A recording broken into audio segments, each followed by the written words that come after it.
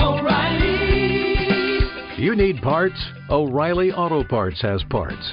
Need them fast? We've got fast. No matter what you need, we have thousands of professional parts people doing their part to make sure you have it. Product availability. Just one part that makes O'Reilly stand apart. The professional parts people. O'Reilly Auto Parts. The Avengers radio series, a cultural phenomenon in South Africa back in the 1970s. South Africa was a country with no national television service. It wasn't until 1976 that the country would get its first taste of television broadcasts. But before that, radio was the primary medium of entertainment and information for the masses. This was the context when The Avengers, a British spy FI series, made its debut on South African radio and became a cultural phenomenon. The Avengers was a British television series that originally aired from 1961 to 1969. The show revolved around the adventures of John Steed, a suave and sophisticated secret agent, and his various female associates. The series was a unique blend of traditional spy thriller elements with science fiction and fantasy, which set it apart from other shows of its time. While the series was hugely popular in the UK and had also made a significant impact in the American markets, being one of the rare British series given a network transmission slot, it was virtually unknown in South Africa. This was primarily due to the lack of a national television service in the country until 1976. However, as a film series, The Avengers was able to gain some exposure in South Africa through film rentals. But it was the launch of the radio series that truly brought The Avengers to the masses in South Africa. Come and listen at www.myclassicradio.net. It's Maxwell House Coffee Time, starring George Burns and Gracie Allen.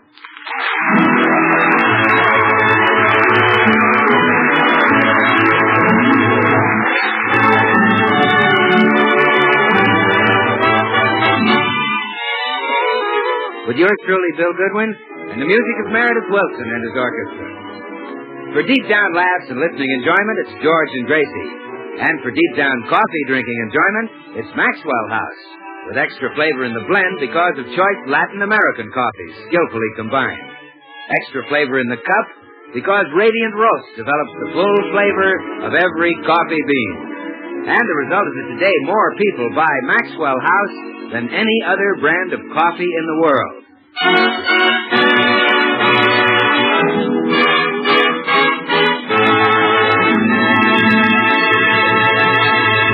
You know, folks, the George Burnses are so happily married that a newspaper has chosen them for the finals in its search to pick Hollywood's happiest Mr. and Mrs. We find Gracie now talking to a woman from the newspaper. And so, Mrs. Burns, our search for Hollywood's ideal husband and wife has narrowed down to you and one other couple. Well, this is a wonderful surprise, Miss Effinger. But really, George and I aren't so much. We're just plain, ordinary, everyday, delightful people.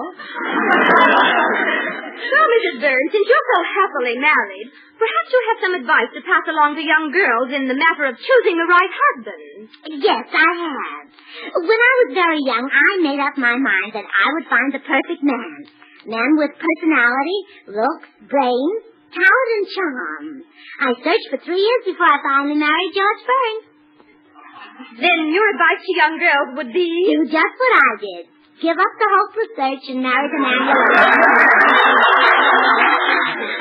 And what is your recipe for staying happily married? Well, personally, I try to observe the mistakes that other wives make and avoid making those mistakes myself. What kind of mistakes? Oh, now, for example, I've seen women ask their husbands for $10 to pay an installment on the radio, and then take that money and buy a hat with it. How true. Well, if my husband gives me $10 to pay a radio installment, I pay the radio installment.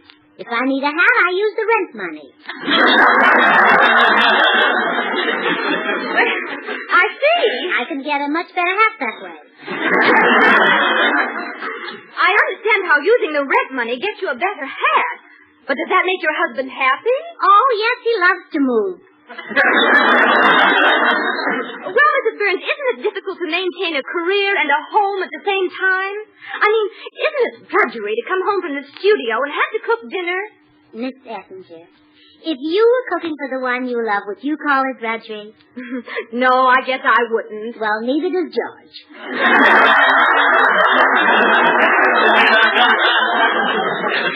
You mean your husband does the cooking? Oh, now please don't get the idea that George cooks all the meals. He doesn't. Oh, I see.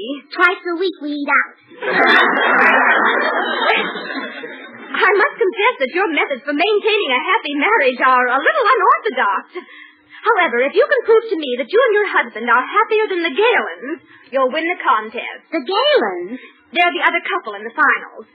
I'm on my way to observe their home life now. At 1 o'clock, I shall return to observe you and Mr. Burns. Well, I'm sure you'll find us the happiest couple in Hollywood. Why, the minute we wake up in the morning, we have a good hearty laugh. Well, what do you laugh about? Oh, I laugh at my husband's long, woolly underwear. Well, why does he laugh? Oh, it tickles him, too. Well, goodbye, Mrs. Burns. I shall see you at 1. Goodbye, Miss Ettinger. Oh, George! George! Oh, wait a minute. I'd better not tell George about this. If he knows the woman is watching us, he'll be self-conscious and won't crack a smile. Oh, Did you call me, dear? Oh, well, yes, darling. Dear, would you say that we're happily married? Of course we are. We've been happily married for 11 years. Oh, 11 years. Pretty good for this town, isn't it? You bet. Remember when we've been married 2 days, they called us the grand old couple of Hollywood? That's right. Our marriage has been successful because we realized that married people have to give up certain things. Remember how I asked you to give up betting on the races? Yeah, and I gave it up. You certainly did. And remember how you asked me to stop buying so many hats? Yep. You gave that up, too. I certainly did. Yes, you're a wonderful husband, George. I was lucky to get you. In fact, I guess I'm one person who was lucky at cards and lucky in love, too. Really? Yes. Whether it was poker or marriage, I got the pot. Thanks, kid. Oh, I didn't mean that the way it sounded. I meant that you're a prize, not that you have a pot. I say. I love you, darling, and I'd love you just as much if you didn't have one. Thanks again.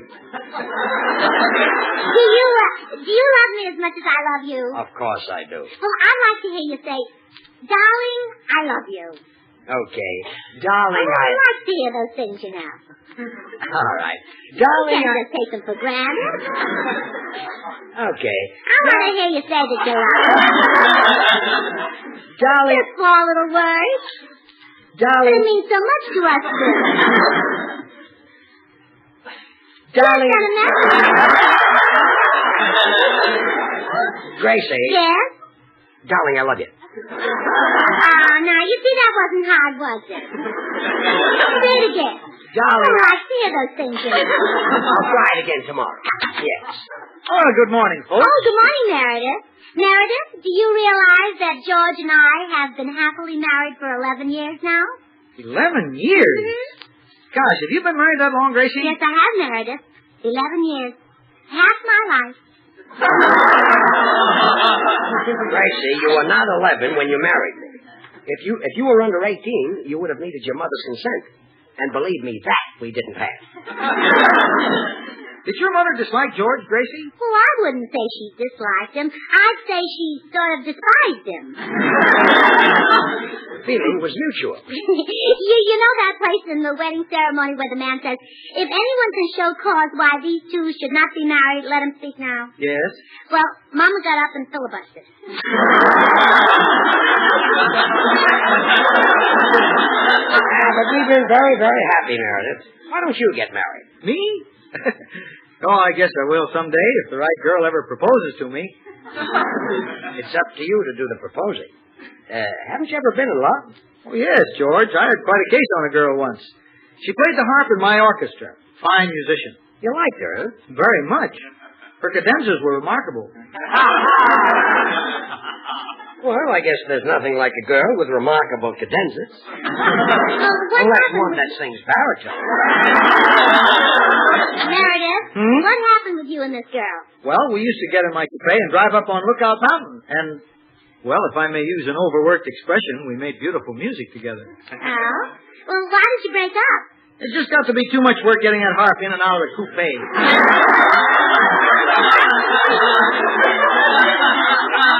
Meredith, you're a ball of fire. Look, why didn't you drive up on Lookout Mountain without the harp? That was all she could play. Oh, Meredith, you really should find a girl and propose. To show you how wonderful married life is, look at George and me. 11 years without a single quarrel. Well, we had one little quarrel once, didn't amount to anything. No, I don't believe we've ever quarreled, dear. Well, I think we have, darling. A little No, tiny quarrel. precious, we haven't. But I remember it was George, we have never quarreled.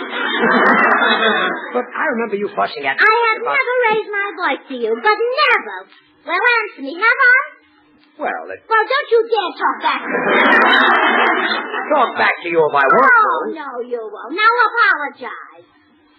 All right, I apologize. And then I was right. You were right, you were right. Oh, you see, Meredith, I was right. 11 years without a single quarrel. That's remarkable. Come in. Hi, Burns. Well, hello, Meredith. Hi, Bill. Hi. What's Well, new? congratulations are in order, Bill. George and I have stayed happily married in Hollywood for 11 years. Well, congratulations, Thanks. Gracie. 11 years. Mm-hmm. Gracie, let me look at you. You know, it just doesn't seem possible that you've been married that long. And George, let me look at you. Only 11 years, huh? Never mind, comedian. You're another guy who ought to be thinking seriously of marriage. Who, me? Yeah, he's right, Bill. You and Meredith should get married. You think we'd be happy? You know what she meant. Get yourselves wives. Marriage is a healthy, happy state of living. It's really hippie. Yeah. Have to be happy. Yeah. Now, suppose Anthony never married Cleopatra. Mm-hmm. Suppose Romeo had never married Juliet. They didn't. See, and they're all dead. Gracie, you're wasting your time. Marriage just doesn't appeal to me. Oh, but Bill, you're so popular. Well, you could marry dozens of girls. Really? Dozens? It's beginning to appeal to me. Take it from me, Bill. You'll find one wife makes plenty to support. Well, I guess you're right, George. One wife certainly makes plenty to support you. I'm going in the den and read the paper. See you later, comic. Okay, straight man. Oh, Bill, now you've upset him. If he isn't happy by 1 o'clock, we'll lose the contest. What contest? Well, George doesn't know it, but we're in the finals of Hollywood's Happy Marriage Contest. Oh, gee, I'm sorry, Gracie. I didn't know. Well, I've just got to get him in a gay mood by 1 o'clock. Oh, I know. I'll go in and entertain him. Excuse me, Bill. George? What? Want to see a card trick? No. Well, watch my hands very carefully. Now you see the ace of spades. Now you don't. Now the ace of spades. Now you don't. Now you see the ace of spades. Wait a minute. Now you don't. Wait a minute. Hold it. I never did see the ace of spades. Oh, well, I haven't learned how to do it with the cards yet. This is great. This is great. Wasn't that an amusing trick? Are you happy? No, I'm not happy. Oh.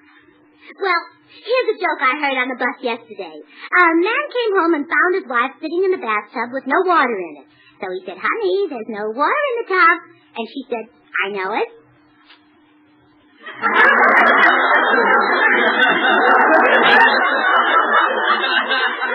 That's the joke you heard on the bus? Uh-huh. That's the whole joke? Yeah, well, George, you're not laughing. Is that the entire joke? Well, there must have been more, but I had to get off at 3rd of the month. Gracie. Are you happy? No, I'm not happy. Oh, George, you're very difficult. I'll try another card trick. Think of a card. Oh, no. Ace of spades.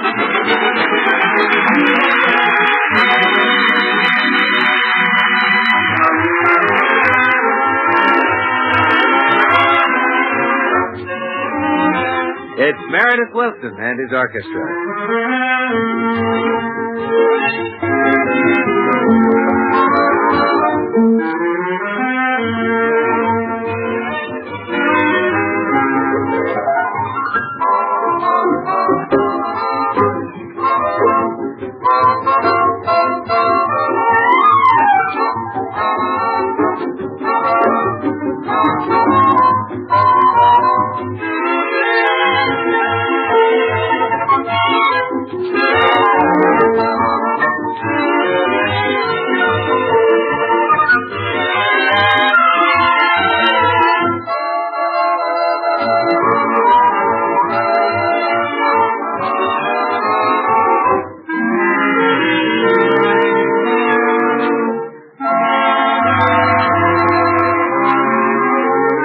Say, Meredith, when I heard you rehearse that tune you're playing, I thought what a lot of pleasure it's bound to give many people.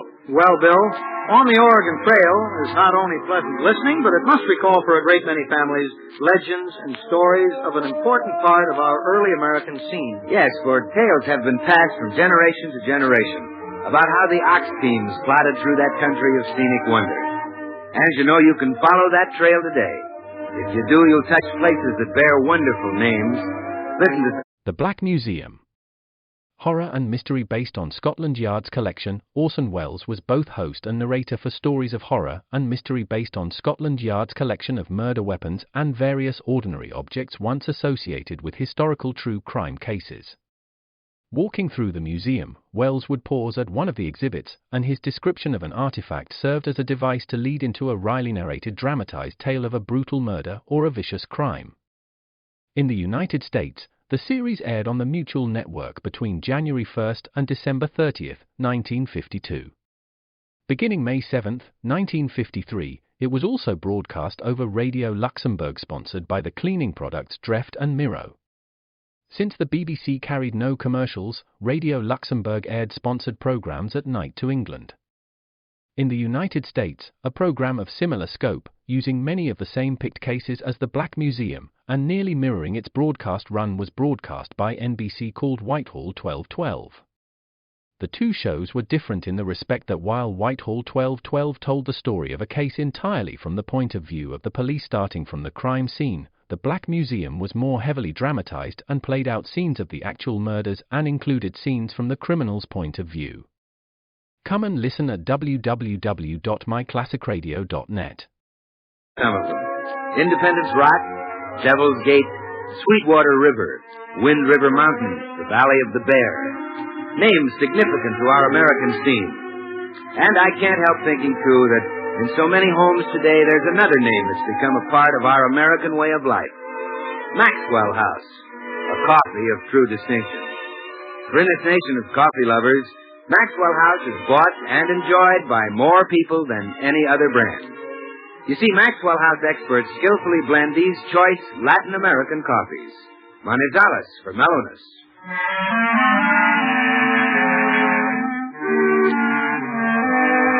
Medellins for richness.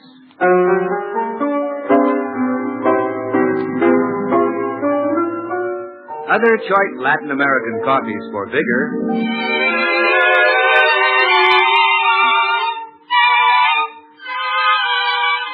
And Bucaramangas for full body.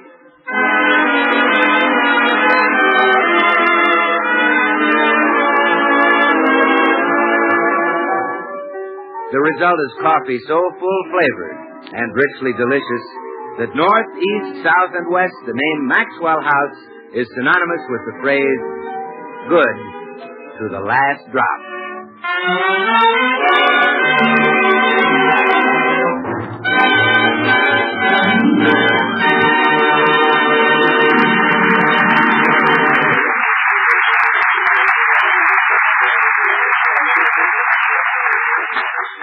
Oh, Meredith, George and I will never win the happy marriage contest. Look at the time, 12:30. That woman will be here at 1 o'clock. Yeah, I know it. And George still isn't happy. When she sees him, the Galens are bound to get the award. I sure wish we could think of some way to cheer him up. Well, think, Meredith, think. What was George doing the last time you saw him really happy and enjoying himself? Well, let me see. I guess he was watching that burlesque show he took me to. No, I'm afraid I couldn't do that. The house is too cold. What else does George like to do? Well, he loves to discuss politics. He's always... Politics, of course. A good, intelligent political discussion will make him happy. Excuse me, Meredith. George? Yes, dear? How do you feel about Coolidge? Coolidge. Do you think he'll be elected president this year? Don't think he's got a chance. How about William Jennings Bryan? Well, he's got as good a chance as Coolidge. Just hope a Republican doesn't get in again. Time the Democrats had a chance. Yes, they've really been pushed around. How do you feel about South America? How do you feel about it? I say leave it where it is.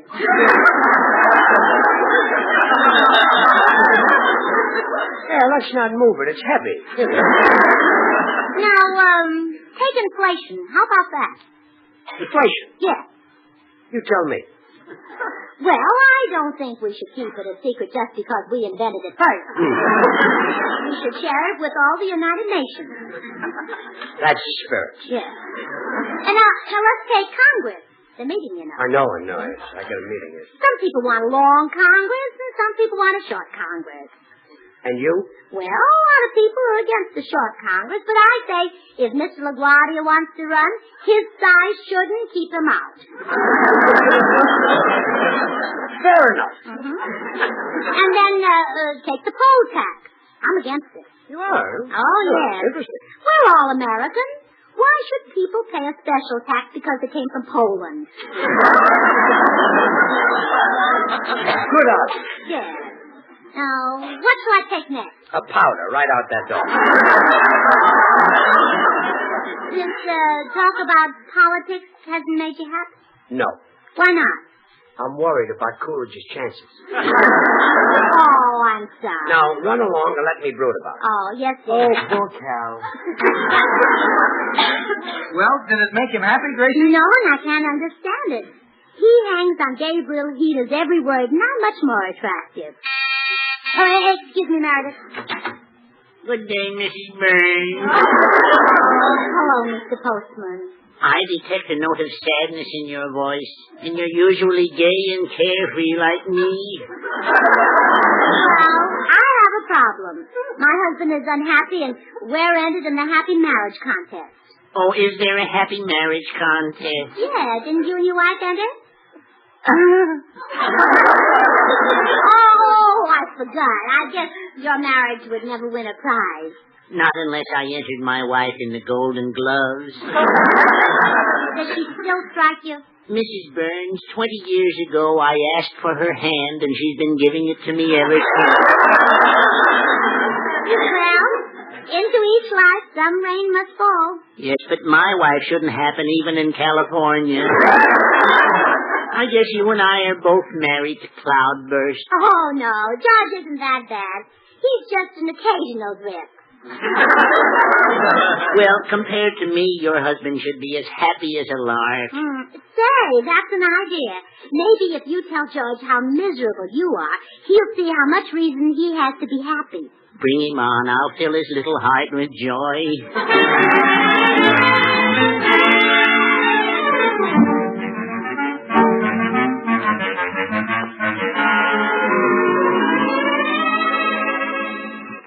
And then my wife hit me with the electric iron, tied my hands and feet, and flung me down the basement where I lay for 4 days.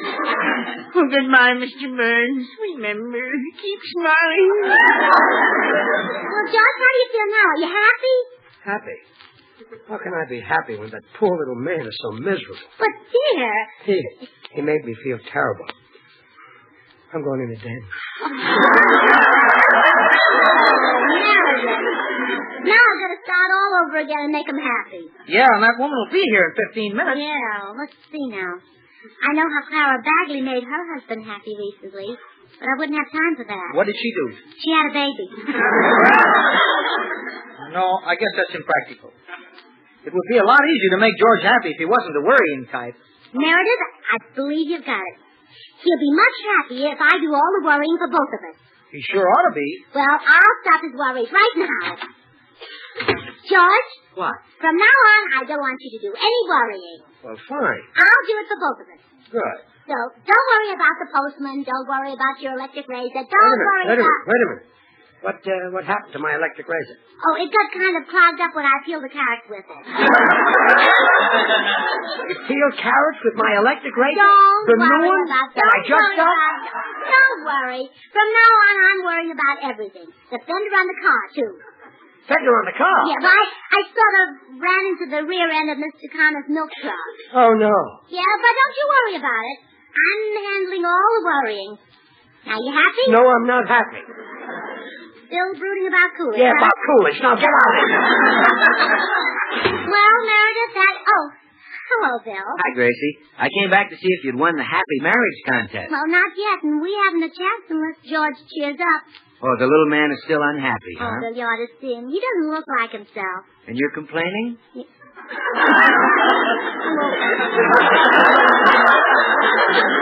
can I do? That woman will be here to observe us in 5 minutes. Well, you just leave him to me, Gracie. I've got a letter here that ought to do the trick. Oh, good, Bill. He's right in there in the den. Hello, George, old man. Hello, Bill. Oh, come on, George. Cheer up. Wait till you hear this letter from the sponsor. Wait till you hear the nice thing he said about you. About me? Mm-hmm. From the sponsor? Yeah. Well, read it, Bill. What does he say? Well, I'll read some excerpts, huh? Good. Now, get this. The Maxwell House Coffee people are proud and happy to have as their star a man whose charm and talent are on a par with the quality of their product. Wow. Now, that really means something, because Maxwell House Coffee is tops. I know. Read some more. It's appetizing, rich, full-bodied, and mellow. Read the letter. Read some more. Maxwell House's coffee at its full-flavored best. Good to the last drop. Read some more. That's why more people buy and enjoy Maxwell House than any other brand of coffee in the world. The letter, Bill. What does the sponsor say? Well, now get this closing. Yeah. And it is our fervent hope that this talented and brilliant man will still be with us 5, 10, or even 20 years from now. Boy, because it has indeed been a pleasure to sponsor radio's brightest personality, Bill Goodwin. Bill Goodwin. Yes. Let me see where it says that. Right here. George, you said the sponsor said something nice about me. Well, I was coming to that, George. P.S. Tell Gracie's husband we like his Christmas card. That's nice. Wasn't that a nice thing for him to say? Aren't you thrilled? I'm a mass of quivering goose flesh. Well, then don't act so miserable. Smile. Be happy. What have I got to be happy about? What have you got? Well, look at you. You've got a... Boy, you got a right to be miserable. Bill, did you fix it? Is he any happier? Well, I'm afraid not, Gracie. We were going along fine till the subject of George Burns came up. Now we're both depressed. I'm sorry. Wow, he was a big help. We've got 2 minutes to go. What can we do, Meredith? You know, Gracie, I might be able to make George happy. Yeah, how? Well, I'm a musician, and music hath charms. It has? Yeah. I'd say sure. Suppose I take my flute in there and play him a solo. Oh, wonderful. Shall I play him something by Chopin or something by Humperdinck? Oh, Humperdinck, by all means. The man who was willing to live with that name must have been happy. Chopin sounds awfully pretty on a flute. Oh, play Humperdinck. Okay, Gracie. Humperdinck it is. You wait right here. Well, what do you want? Oh, Ouch! Meredith, what happened? I knew I should have played Chopin. It's too late now. Here comes the woman up the walk. Look, maybe I can bluff this thing through if she doesn't see George. Come in. Hello, Mrs. Burns. Hello. Is this your husband? Oh, no. My husband, my happy husband, is in bed. In bed? Yes, he's so happy he laughed himself sick. All we do around here is just laugh. Well, let's have the award, huh? I have any peace in this house. Stop all this cackling. Now, quiet. So this is Laughing Boy. Who's this old bat? Doesn't he say the funniest things? That's my happy husband. Yeah, he's a scream. Well, on behalf of my newspaper, here's the award for being the happiest couple in Hollywood. You're giving it to us? I've got to. But I thought you'd give it to the Galens. I'm not going to take him to Reno just for that. Goodbye.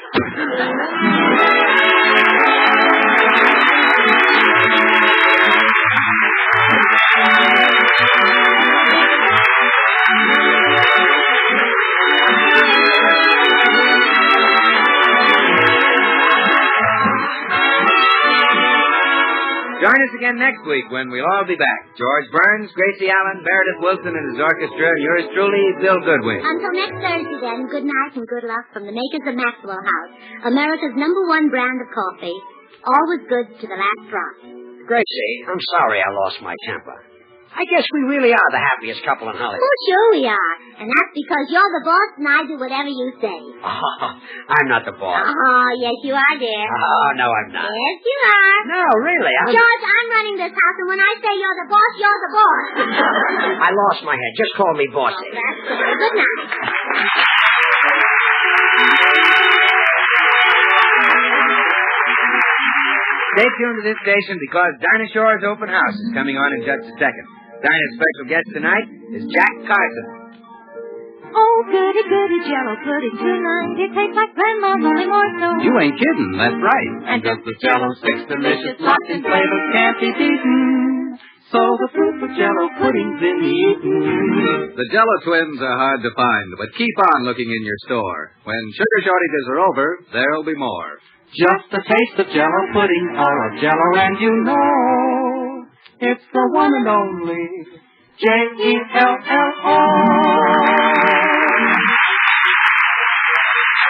This is NBC, the National Broadcasting Company.